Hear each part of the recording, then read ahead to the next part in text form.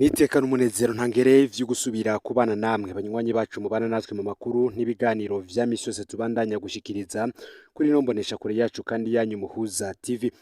Uyu ni umwanya tugiye kubagezako amakuru biriko biravugwa nga mu gihugu c'u Burundi. Hari amakuru tuzagaruka kuri vyinshi bitandukanye cane cane ku biriko biravugwa mu gisata c'umutekano, imigenderanire n'andi makungu ndetse n'igisata ca politike. Turaza kugaruka ku majambo atangajwe n'umukuru w'igihugu Evariste Ndayishimiye, aho benshi batanguye kwibaza nimba koko Perezida Ndayishimiye yoba yifuza kugirana ibiganiro n'umukuru w'igihugu c'u Rwanda Paul Kagame, cane cane kukuraba ingene hatoba intambara iriko iravuga ishobora kuba hagati y'igihugu c'u Burundi ndetse n'igihugu c'u Rwanda.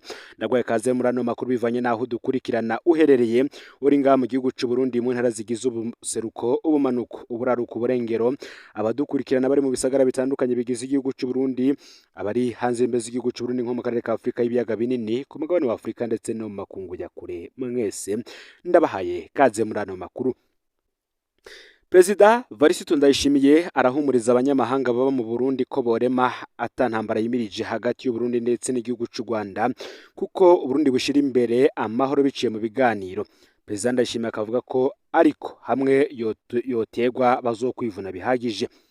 Ibi akaba yarabishikirije ku kirimba c'umukuru w'igihugu kiri Igitega imbere baserukira ibihugu vyabo mu Burundi. Umukuru w'igihugu kandi akaba yarabashikirije ko aho Burundi buhagaze ku ntambara ya Kongo nico kugwa cihuta, nk'uko tuza kubigaruka ko mu buryo burambuye muri ano makuru. Ni nako kandi benshi bariko baravuga ko Perezida Evariste Ndayishimiye amajambo yoba yaravugiye hagati yabo baserukira ibihugu vyabo ngaho mu gihugu c'u Burundi, naho yagize ati mu mico y'ikirundi imbere yo gutera umubanyi muraganira, ariko inzira idakunze tugategwa tuzivuna. Benshi bakavuga ko Perezida Ndayishimiye yoba ashaka ibiganiro n'igihugu c'u Rwanda.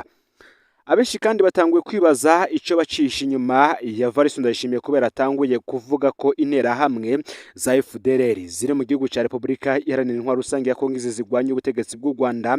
Binavugwa yuko zasize zikoze ihonyabwoko ryakorewe abatutsi mu mwaka w'1994 zikwiye gusenywa zikava ku butaka bwa Kongo, kandi ko uyu muhari w'inkorabara wagisibije mu karere.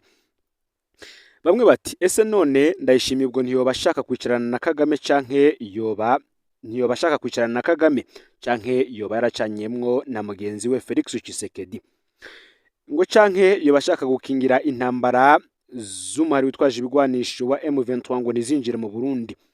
Ibi kandi bikaba biri muri bimwe n'ubundi navyo yashikirije mu baserukira ibihugu vyabo mu Burundi ku munsi w'ejo ku kirimba ciwe Igitega, nk'uko tuza kubigarukako. Aya majambo yatangajwe n'umukuru w'igihugu Evariste Ndayishimiye akaba kandi aje akurikira atangajwe n'umushikiranganje w'imigenderanire n'andi makungu mu gihugu c'u Rwanda ajejwe ibibazo vyo mu karere ka Afrika y'ubuseruko, retired General James Kabarebe, aho we ubwe yibazaga ati gute Burundi bwinjiye mu ntambara ya Kongo. General James Kabarebe yagiriza Perezida Ndayishimiye gutanguza intambara y'ubwoko abanje guhabwa amafaranga na Felix Tshisekedi acarungika ingabo z'u Burundi n'imbonerakure bifatanya na FDLR kugira ngo bakure ubutegetsi bw'u Rwanda. James Kabarebe ati kubera iterabwoba n'umugambi mubi bafise, u Rwanda rukomeza uburyo bw'ubwirinzi. James Kabarebe yahoze ayoboye ingabo z'igihugu c'u Rwanda, akaba ubu ari umunyamabanga wa leta w'u Rwanda mu bushikiranganje bw'imigenderanire ajejwe ibibazo vyo mu karere. Yaratanze ikiganiro cihariye ku bimenyeshamakuru vyo mu Rwanda nk'ikimenyeshamakuru cy'igihugu Rwanda Broadcast Agency RBA ku munsi w'igenekerezo ya 26 Ruhuhuma uyu mwaka, aho yagarutse ku ntambara ya Kongo, ku Burundi n'uruhara rw'akarere n'amakungu kuri iyi ntambara. James Kabarebe yavuze ko impamvu nyamukuru Burundi bwisanze muri iyi ntambara. Aha akaba yaravuze ko Perezida Ndayishimiye ari kugwana intambara y'ubwoko muri Kongo abanje guhabwa amafaranga na Felix Tshisekedi, maze acarungika abasirikare n'imbonerakure bifatanya na FDLR muri wa mugambi mubi gukuraho ubutegetsi bw'u Rwanda. Nk'uko General James Kabarebe babivuga, Perezida Felix Tshisekedi ngamaze gutangaza inshuro zirenga zitatu ko azokoraho ubutegetsi bw'u Rwanda. Mbere na Perezida Ndayishimiye nawe yabivugiye muri Kongo mu mwaka w'2023 ko azofasha urwaruka rw'u Rwanda mu kwikurako ubutegetsi bwa Perezida Paul Kagame. Aha kandi akaba ari naho James Kabarebe yatanguriye kwibaza uti ni gute Ndayishimiye yarungitse ingabo mu gihugu cya Kongo kandi yari chairperson wa EAC. James Kabarebe avuga ko hari umugambi wari wateguwe kuko Perezida Tshisekedi yabanje kwirukana ingabo zose za EAC zari mu butumwa bwo kugarukana amahoro muri Kongo Samidiarasi, kandi k'ico gihe izo ngabo zabikora neza, ariko mu nyuma Ndayishimiye aca iruhande arungika ingabo ziwe n'imbonerakure kwifatanya na FARDC, ingabo za Kongo bifatanya na FDLR muri iyi ntambara.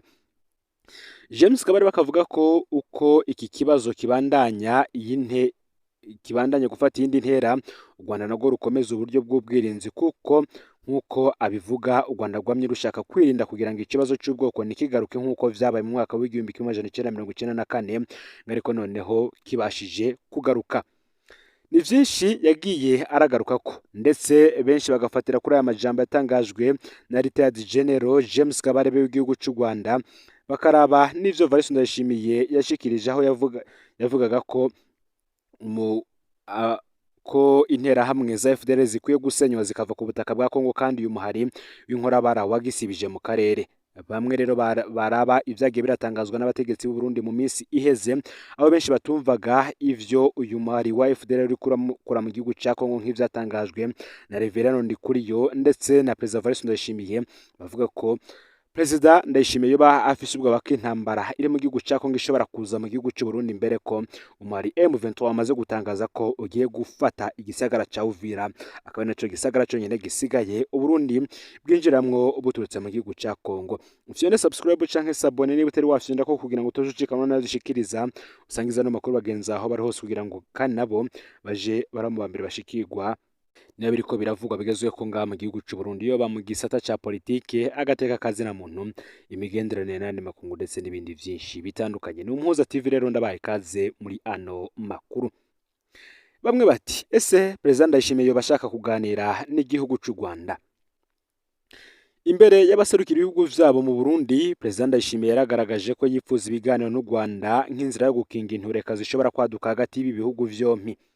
Evariste Ndayishimiye ati mu mico y'ikirundi mbere yo gutera umubanyi muraganira, ariko iyo inzira idakunze tugategwa tuzivuna. Ko hari ku munsi w'ejo uheze wa kane gerekerezo ya 27 Ruhuhuma uyu mwaka w'ibihumbi 2025 mu kirimba c'umukuru w'igihugu hariya Igitega kuri Ntare House, Perezida Ndayishimiye yarashikirije abaserukira ibihugu vya mu Burundi aho Burundi buhagaze ku ntambara ya Kongo no ku mubano n'igihugu cy'u Rwanda.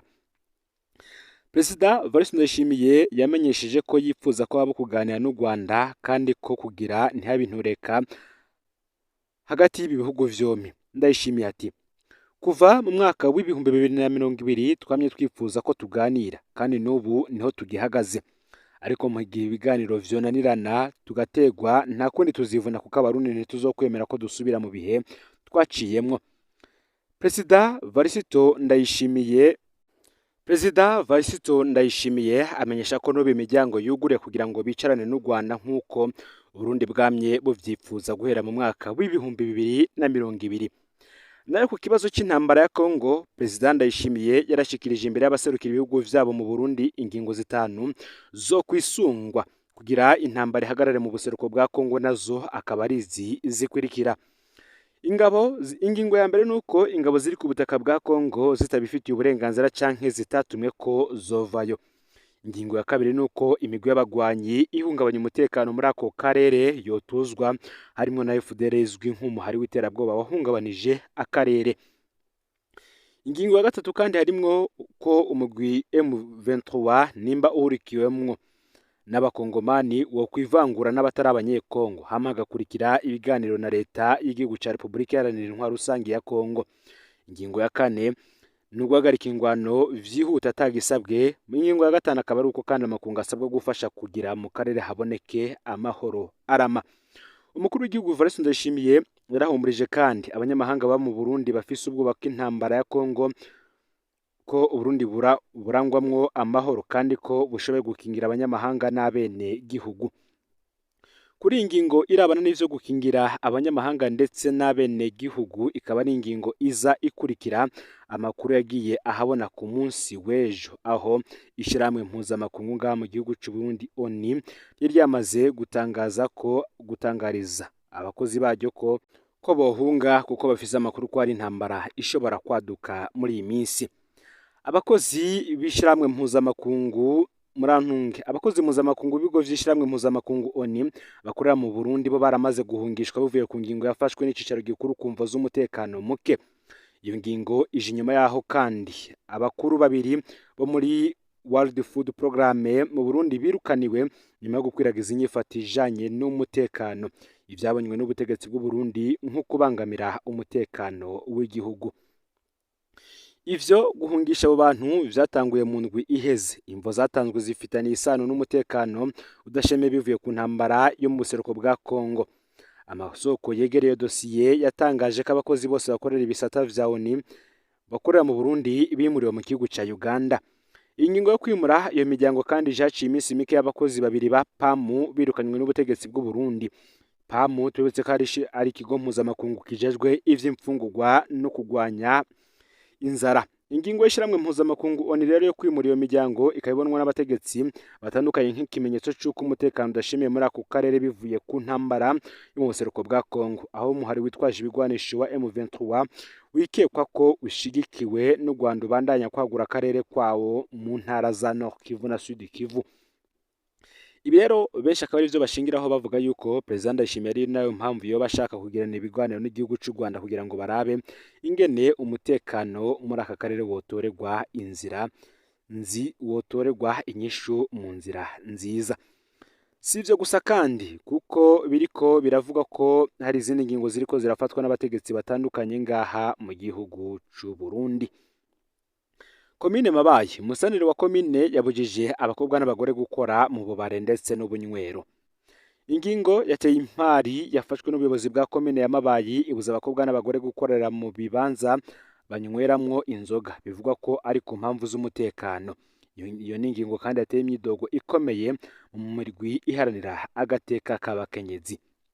Ubuyobozi bwa komine ya Mabayi mu ntara c'Ibitoke mu buraruko bushira uburengero bw'igihugu bwamenyesheje mu itangazo ryashizwe habona kwigenekerezo ya 18 Ruhuhuma uyu mwaka ko abakobwa n'abakenyezi babujijwe gukora mu bibanza vy'ubunywero vya komine.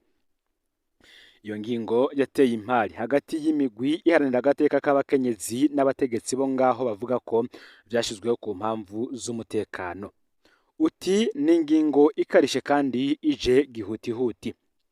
Muri iryo tangazo ryatewe ko igikumu na Jeanne Izomporera umusanire wa komine Mabayi mu ntara c'Ibitoke haravuzwe ingingo nyinshi zashizweho kandi zigomba gushirwa mu ngiro ako kanya.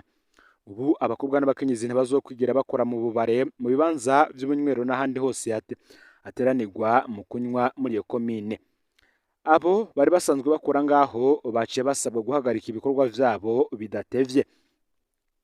Ubuyobozi bwa komine burategekaniriza kandi uburyo bushasha kuri bene ivyo bibanza. Bitegerezwa kugara amasaha y'icenda z'ijoro mu gihe abakenyezi bategerezwa kuba bavuye ngaho imbere y'isaha 2 z'ijoro. Kandi kuvuza imiziki birahagaritswe kuva isaha 1 z'umugoroba haba mu kabare canke mu maduka. Iyindi ngingo ivuga ko iteza impari nuko abakobwa n'abakenyezi batemerewe gusubira gupanga amazu no kuyabamwo bonyene. Ngo ni ingingo rero yoba yafashwe ku mvo z'umutekano nk'uko amakuru adushikira abivuga. Tubibutse ko Mabayi iri mu ntara c'Ibitoke ikaba iri mu karere gahana imbibe na Repubulika Iharanira Intwaro Rusange ya Kongo. Kuva mu ntango z'ukwezi kwa Ruhuhuma uyu mwaka impunzi zirenga 10,000 muri 42 vy'abakongomani Uburundi bwakiriye zaje busuruzi rwa Rusizi zija mu Burundi zihunze indwano yo hagati y'ingabo za Congo FARDC nabo bacuditse hamwe n'abagwanyi ba M23. Rusizi rero ikaba itandukanye Burundi nico gihugu kinini cyo muri Afrika yo hagati. Nkuko vyashikirijwe n'inkuru y'ubuyobozi bwa komine, iyo ngingo igamije gukinga amahirwe yo kwinjira kw'abantu bikekwa ko biciye mu bubari n'ibibanza vy'ubunywero kuko bikekwa ko vyoba inzira zoroshe ku bantu biyumvirwa ko boba arakaga. Abategetsi bo ngaho babona ko izo ngingo zishobora kuba ngombwa kugira ngo bakingire umutekano mu bihe impare ziyongereye. abaharanira agateka k'abakenyezi bo baridoga cyane kubera iyi ngingo ya musitanteri w'iyi komine. Naho abategetsi basigura izo ngingo ngo zifise intumbero y'umutekano, amashirahamwe aharanira agateka k'abakenyezi ariyamiriza uguhonyangwa kw'ivyo amategeko adusaba. Nk'uko babivuga, izo ngingo zigabanya umwidegemvyo mu bikorwa vyabo no kubaho kwabo, zigakumira uburenganzira bw'abakenyezi kuruta. Izo ngingo zihana cyane umuco umwe w'abanyagihugu ari bo babo bakenyezi, bakaka uburenganzira bwo gushikiriza ivyumviro vyabo. Baratangaza ko izo ngingo rero zishobora gutuma abakenyezi binjira mu bindi bikorwa no kubakumira mu bikorwa bimwe bimwe. Abashigikiye iyo ngingo ngo batahura ko ishobora kuzana umutekano mu karere karimwo impari, ariko imigwi igwanira agateka k'abakenyezi isaba gusubiramwo gushasha iyo ngingo kuko ishobora gutuma impari zishobora kwiyongera no kuzana ubukene mu bakenyezi, nk'uko amakuru aturuka ngaho yoyo abitangaza. Ni nako kandi mu yandi makuru menshi ariko aravugwa agezweho ngaha mu gihugu cy'u Burundi tuza kuyagaruka ko tunabibutsa ko kandi mu minsi yeze leta y'u Burundi yafashe ingingo yo kwirukana abasoda b'igihugu cya Repubulika Iharanira Intwaro Rusange ya Kongo ndetse n'abapolisi b'ico gihugu bari bahungiye ngaha mu gihugu cy'u Burundi. Ibi byose kandi n'ubundi bikaza guhuzwa na ya ngingo ivuga ko Perezida Evariste Ndayishimiye yoba yifuza kuganira n'igihugu cy'u Rwanda mu kuraba ko umutekano w'igihugu wokingirwa. Nandi menshi turiko turabategura, ntimuze gucikanwa, ufyonde subscribe canke sabone niba utari wafyonda ko kugira ngo uje uraba mu bambere bashikirwa n'amakuru n'ibiganiro tubashikiriza. Numpuza TV rero, Imana ibahezagane mu bikorwa vyanyu vya misi yose muriko murakora.